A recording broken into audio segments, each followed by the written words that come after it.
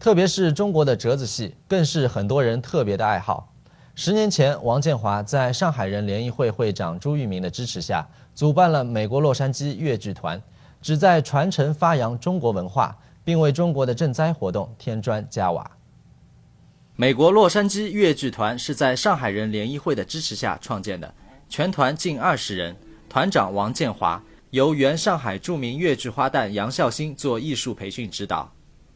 我是杨晓欣，来自中国大陆的上海，我移民到这里有3年了。但是在这里呢，我就碰到了洛杉矶粤剧团的王团长，他邀请我参加他们这里的一些排练，担任他们这个团的艺术总监。那我也感觉到很荣幸。多位粤剧演员们为新的演出每天排练背词。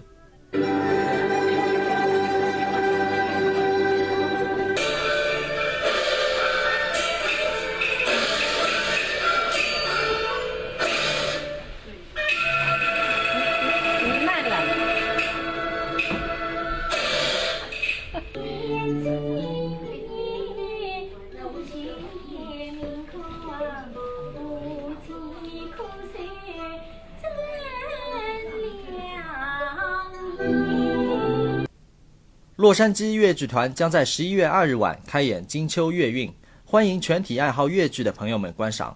我们这个团呢，已经成立了将近10年了。那么明年我们准备搞一个10年的10年庆。那今年呢，我们的这个团队呢有一些新的气象，我们进来了好多个原来在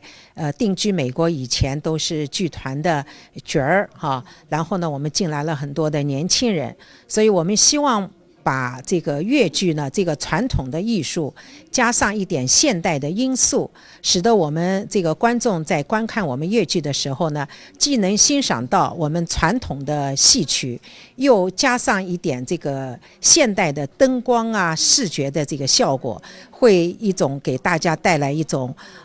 视觉上的、感官上的享受。那么我们这个演出呢，将在今年的11月2号的晚上，